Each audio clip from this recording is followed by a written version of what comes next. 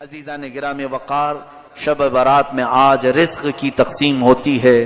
ہمارے ناموں کے متعلق آج فرشتوں کو یہ بتایا جاتا ہے کہ فلاں بن فلاں اس سال یہ معاملات کرے گا، اس کے حصے میں اتنا رزق دیا جائے گا، اور پھر پتہ نہیں ہمارا نام مرنے والوں میں بھی لکھا جا سکتا ہے۔ آج ہمارے سال کی ایک کتاب بند ہو گئی، یہ رب ذوالجلال کی بارگاہ میں پیش ہو گئی کہ پچھلے سال اس بندے نے یہ سارے کام کیے ہیں۔ آپ کو بھی معلوم ہے، مجھے بھی معلوم ہے میں نے کیا کیا کیے، آپ نے کیا کیا کیے۔ اب آج کی رات صرف یہ احساس بھی ہو کہ بارگاہ الہی میں میری کتاب پیش ہوئی ہے پچھلے سال کی، میں نے کیا کیا کیا تھا سب فرشتوں نے بتا دیا۔ ویسے رب کو بتانے کی ضرورت بھی نہیں، مگر مولا فرشتوں کو گواہ بناتا ہے، تم بھی بتاؤ کہ فلاں فلاں بندے نے کیا کیا کیا ہے پچھلے سال کا، سب انہوں نے پیش کر دیا۔ اب رب تبارک و تعالیٰ کا حکم نازل ہو رہا ہوگا کہ یہ بندہ جس نے پچھلے سال یہ تمام کام کیے، اب اگلے سال اس کے یہ معاملات ہیں، اس کے لیے اتنا رزق لکھو، اس کے لیے اتنی برکت لکھو، اور اس کو ذلیلوں میں لکھو، اس کو عزت والوں میں لکھو، اور اس کو زندہ رہنے والوں میں لکھو، اس کو بیمار لکھو، اور اس کے بعد اس کو مرنے والوں میں لکھو۔ یہ تمام معاملات آج رب ذوالجلال فرشتوں کو بتا رہا ہوگا۔ قدیر و جبار خدا کے فیصلے نازل ہوتے ہیں، اور فرشتے لے کر کل سے پھر ایکٹیو ہیں، وہ اپنی ڈیوٹی پر مامور ہیں۔ ہمیں یہ معلوم نہیں کہ ہمارا نام کن چیزوں میں لکھا گیا ہے۔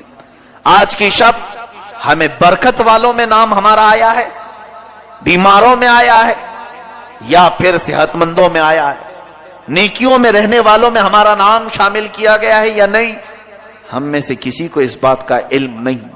اور جب معلوم نہ ہو کر کے ہمارے اندر اکڑ اتنی ہے، ہم غرور اور تکبر کے ساتھ زمین پر ایسے چلتے ہیں جیسے لگتا ہے کہ جنت ہمارے لیے واجب ہو گئی، جنت تو ہماری ہی ہے۔ میرے عزیزو، خوف کرو بارگاہ رب العزت کے فیصلوں سے۔ قرآن عظیم میں رب تعالیٰ فرماتا ہے ان بطش ربک لشدید، بے شک تمہارے رب کی پکڑ بہت سخت ہے، اور اس کی پکڑ جب سخت ہوتی ہے تو سب سے بڑی پکڑ تو یہ ہے کہ وہ ایمان چھین لیتا ہے۔ جس سے وہ ایمان ختم کر دے اس کے لیے سب سے بڑا عذاب ہے اللہ کا۔ ایمان کی دولت کسی سے چلی گئی تو خدا کا سب سے بڑا عذاب اس پر آیا ہے، رب تبارک و تعالیٰ اسے ہمیشہ کے لیے دوزخ لکھ دیتا ہے۔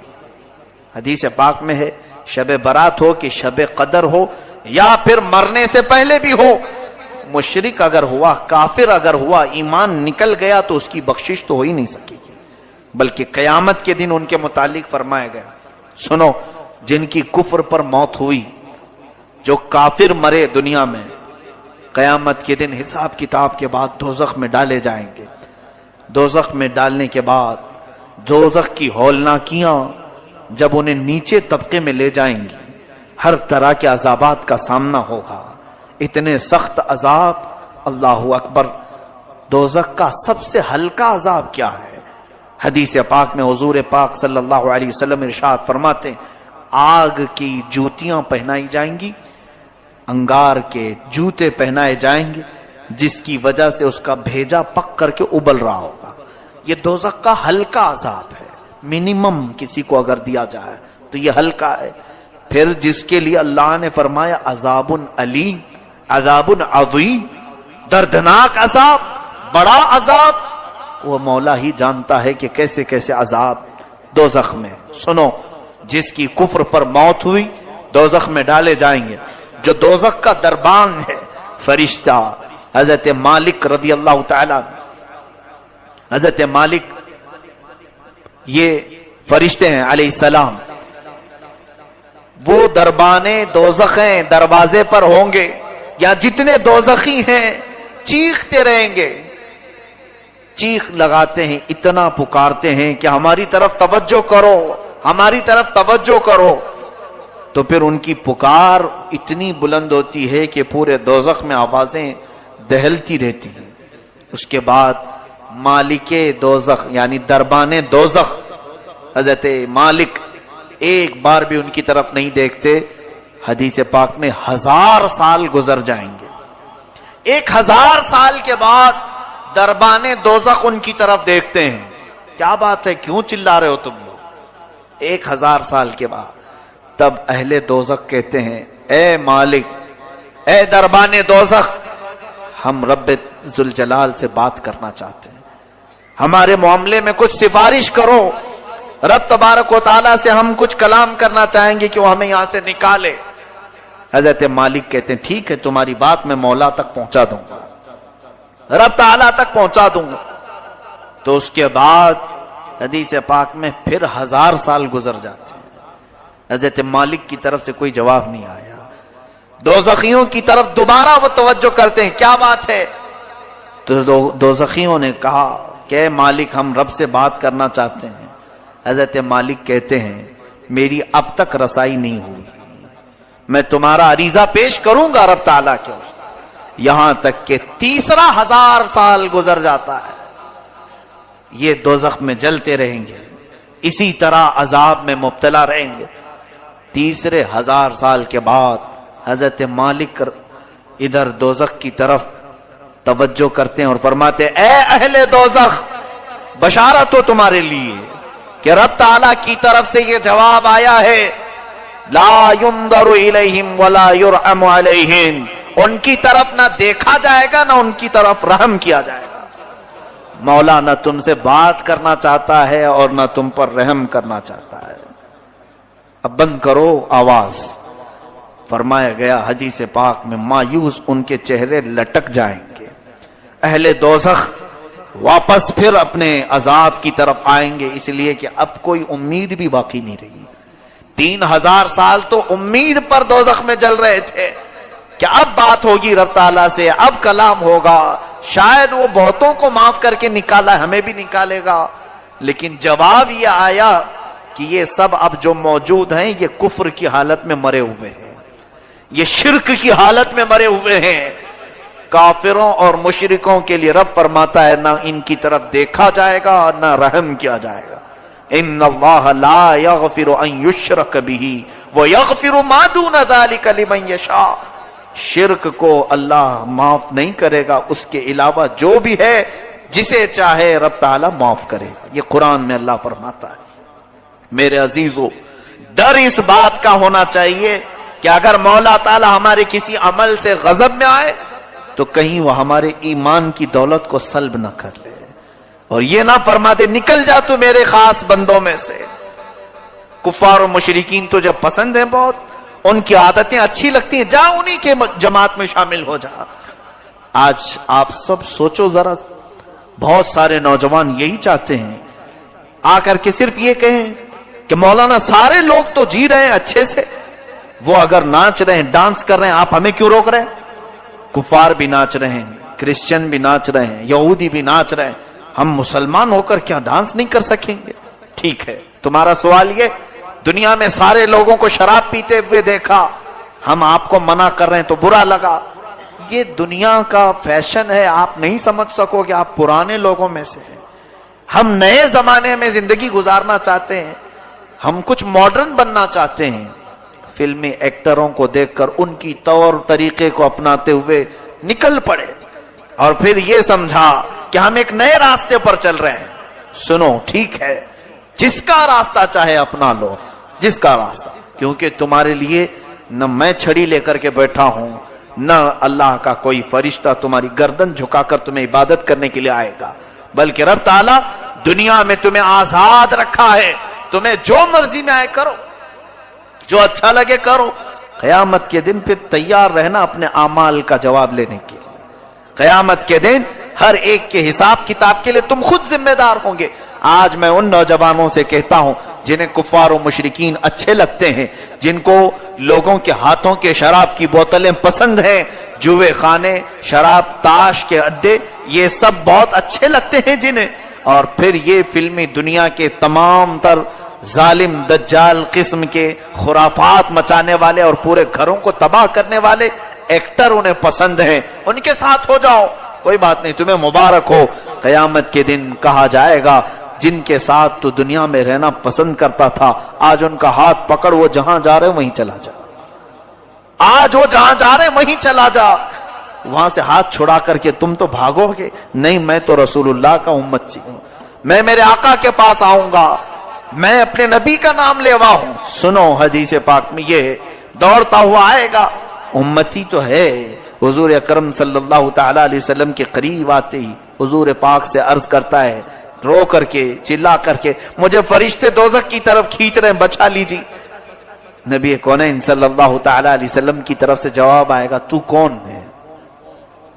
بلکہ اس آقا کی عادت مبارکہ یہ ہے، فرماتے ہیں میں بھرے مجمع میں بھی اپنی امتیوں کو پہچان لوں گا، کروڑوں کی تعداد میں پوری امتیں وہاں ہوں گی، مگر اپنی امت کو میں ضرور پہچانوں گا ہزاروں کی لاکھوں کی بھیڑ میں بھی۔ یہ بھی حدیث پاک میں۔ لیکن ایک حدیث میں یہ ایک بندہ آئے گا اور حضور اس سے پوچھیں گے تو کون ہے؟ کہے گا حضور میں آپ کا نام لیوا، میں آپ کا امتی ہوں۔ اللہ کے حبیب صلی اللہ علیہ وسلم فرماتے ہیں مجھے تو نہیں اس بات کا علم ہے، تو دنیا میں کسی اور کو پسند کرتا تھا، جا آج اس کو پکڑ لے، وہ جہاں جائے چلا جا۔ آج میں یہی کہنا چاہوں گا، میں آپ کے اوپر کوئی سختی کا معاملہ لے کر کے نہیں آیا ہوں، آپ کے پیچھے پیچھے گھومتے ہوئے محلے بھر میں نہیں آ رہا ہوں۔ میں آپ کو تو یہاں سے ایک میسج دینا چاہوں گا، تمہیں جو چیزیں اچھی لگیں کرو، لیکن قیامت کا منظر یاد رہے، میدان قیامت یاد رہے۔ بس اتنے کام کرو کہ رسول اللہ کی بارگاہ میں منہ دکھانے کی ہمارے اندر نوبت یعنی کیفیت باقی رہ جائے، حضور کو منہ دکھا سکیں، عرض تو کر سکیں کہ آقا نفس کی شرارتوں سے بہک تو گیا تھا لیکن محبت دل میں آپ کی رکھتا تھا، حضور آپ کی سنتوں پر مر مٹنے کا جذبہ تھا، شرارت نفس نے مجھے بہکایا ضرور تھا۔ اے میرے عزیز و غلاموں، ان کو چھوڑ کر نہ ہماری دنیا ہے، اس رسول کو چھوڑ کر نہ ہماری قبر ہے، اس نبی کو چھوڑ کر نہ ہماری حشر ہے، کچھ بھی نہیں ہے۔ رسول کریم صلی اللہ تعالی علیہ وسلم سے دور ہو کر ہماری کون سی زندگی ہے؟ آج کی رات اگر یہ احساس نہیں جاگا تو پھر بیکار ہے، ایسی ہزار راتیں ہیں، پھر بیکار ہے ایسی زندگی بھر بار بار آنے والی راتیں۔ آج بعض لوگوں کو ایسا لگتا ہے یہ رات تو آج روڈ پر ناچنے کی ہے، ایک دوسرے کو گالی گلوچ کر کے باہر کھیل کود کر پوری رات گزارنے کی ہے، ادھر مؤذن فجر کی اذان دے رہا ہو، ادھر لوگ بستر پر جا رہے ہیں۔ یہ آج کی رات کا تماشا لوگوں نے بنایا ہے۔ پٹاخے اڑاؤ، قبرستان جاؤ تو کہا مار کے ہنسو، اور اگر کسی کے ہاتھ میں بائک آئے تو ایسے اڑاؤ کہ کئی لوگ اس میں حادثوں کے شکار، کئی لوگ اس رات میں لوگوں کو تکلیف دینے کا ذریعہ بنتے ہیں۔ سنو، آج کی رات فرشتے بھی اترتے ہیں، بے حساب ان گنت تعداد میں فرشتے۔ تم جس وقت اس طرح سے اڑا رہے ہو سکتا ہے ہم سے تمہیں ڈر نہیں لگتا، اللہ کے وہ ملائکہ تمہارے ہر کام کی گواہ بنیں گے۔ صبح واپس رب کے حضور جائیں گے، اللہ تبارک و تعالی ان فرشتوں سے پوچھتا ہے میرے بندوں کو کس حالت میں تم چھوڑ آئے؟ جب تم دنیا سے آ رہے تھے تو میرے بندے کیا کر رہے تھے؟ فرشتے سچ سچ بتائیں گے، اے رب ذوالجلال فلاں بندہ تیرا بے حیائی کر رہا تھا، فلاں بندہ آج مسجدوں سے تیرے ذکر کی آوازیں آ رہی تھی، لیکن فلاں بندہ وہاں پر اپنی گاڑیوں میں اچھل کود مچا رہا تھا، بے حیائی، خرافات اور فحاشی اور اپنے برے اعمال سے لوگوں کو ایذا پہنچا رہا تھا۔ یہ ملائکہ رب تعالیٰ کے حضور پیش کریں گے، اور رب تعالیٰ کی طرف سے جو جلال نازل ہوگا اس کے ذمہ دار آپ ہیں۔ ارے میاں، نئی سال کی نئی شروعات ہو رہی ہوتی ہے، ایک سال ہماری زندگی کا ختم ہوا اور یہاں سے نیا سال شروع ہو رہا ہے۔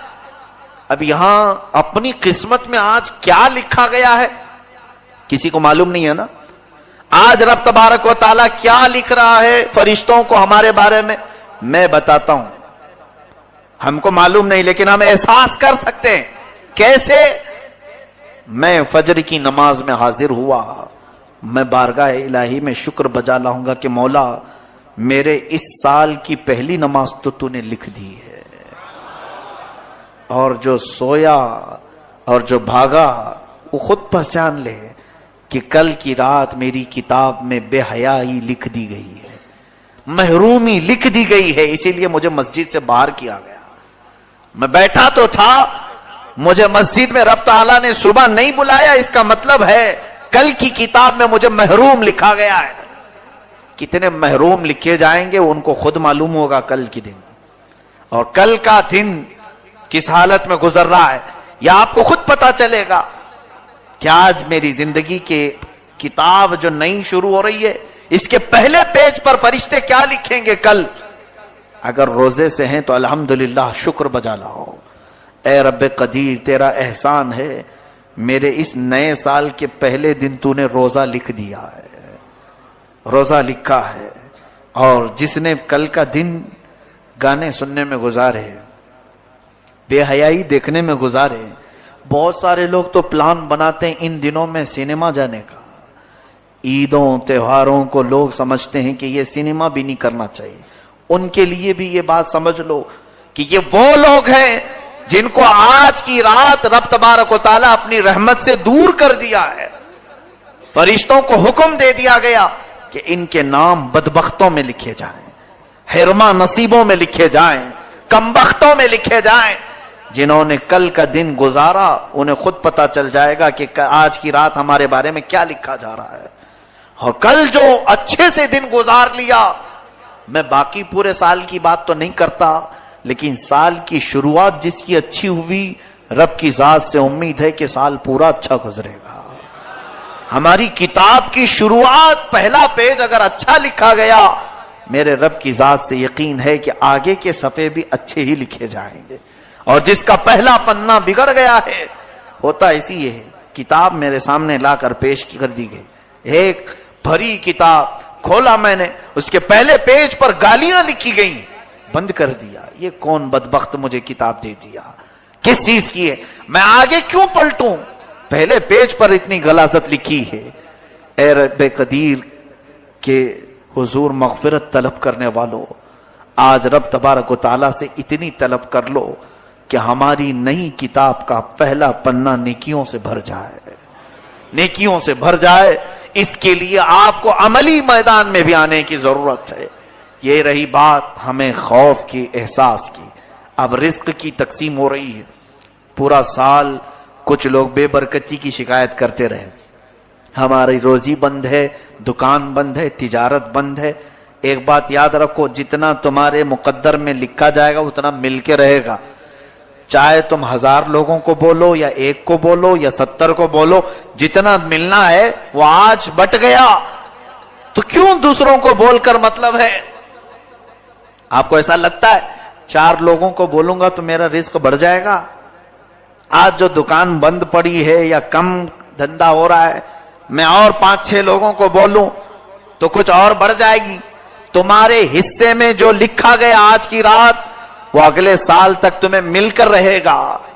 لو لگاؤ اور اس رب ذوالجلال کی طرف، ملے تو اس کا شکر ہے، نہ ملے تو اس کے دربار میں دعا ہے.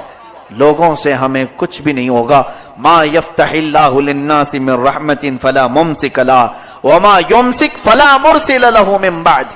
اللہ فرماتا ہے اللہ نے جن انسانوں کے لیے اپنی رحمت کے دروازے کھول دیے اسے کوئی بند نہیں کر سکتا.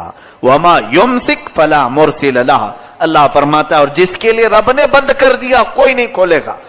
چاہے کوئی بابا ہو، کوئی کسی طرح کا عامل ہو، کسی کی بند روزی کو اگر رب نے بند کر دیا تو کوئی نہیں کھولے گا. یہ یقین رکھ کر کے چلو، ہمارے حصے میں آج جو رزق بٹ رہا ہے وہ ہمیں اتنا مل کر رہے گا. لوگوں سے شکایت نہ کریں.